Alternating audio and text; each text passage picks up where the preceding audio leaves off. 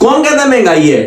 आपके लिए इतना सस्ता सेटअप लेकर आया हूं कि आप हैरान हो जाएंगे। सारी चीजें सुने और फिर कीमत का अंदाजा लगाएं। मेरे पास एक सेटअप आया है जिसके पास है 5 इंच का अपलोडर, लोहे में नहीं है, स्टील में है। जी हाँ, लोहे में नहीं, स्टील में है 5 इंच का अपलोडर। उसके बाद कटिंग टेबल, वो भी स्टील में है। एक अदद गोल पंच है, 3 अदद डाइयां हैं, 20 टोकरियां हैं, 150 खाली कार्टन है, 1000 रैपर है, एक अदद स्केल यानी कंडा है, ड्रम है, साथ में कुछ पंप है। इनर गत्ता जो रैपर के साथ लगता है वो तकरीबन 64 किलो है। ये तकरीबन 10 चीजें बनती हैं।